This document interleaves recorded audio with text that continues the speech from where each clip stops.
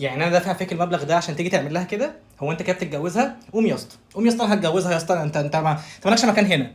ايه ده؟ ده جواز؟ ده جواز؟ انا دافع فيك المبلغ ده عشان تيجي تعمل لها كده؟ ده هتجيبه ايه بقى حضرتك؟ هتجيبه ايه؟ قطط بلاستيك؟ قوم يا اسطى، قوم يا اسطى، انا غلطان اصلا.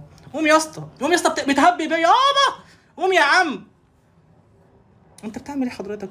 طب انت هتفضل كده كتير؟ ماشي، ماذا بعد؟ انت نمت يابا يا معلم؟ مش كده، مش باللمس، في حاجه اسمها بوج. نط. اتفضل اطلع. انت يا زفت. والمصحف ما هتعمل حاجه كده ومش هتخلفه كده، مش هتجيبه، مش هتنيلونا، وانا عايز انام ودي مش هتنيمني لو انت نزلت ما عملتش حاجه. قوم يا اسطى، قوم يا اسطى، امشيك يا اسطى، يلا. ده تمارين الصباح ده جاي تعمله عندي في البيت؟ يا عم انت وربنا ما هيحصل حاجه كده. ما فيش حاجه اسمها كده. انت ما شفتش حاجات قبل كده؟ ما شفتش قطط بلدي قبل كده بتتجوز في الشارع؟ انت نمت بجد؟ يا عم انت بص ايدك اخلص. بص هي عامله لك ايه، شايف الخبره؟ شايف الخبره يا ابني من هنا. لف يا اسطى. انت لو وقفت هنا هيحصل اللي انا نفسي فيه. ممكن. علشان انا عايز انام. علشان انت لو ما عملتش كده مش هنام.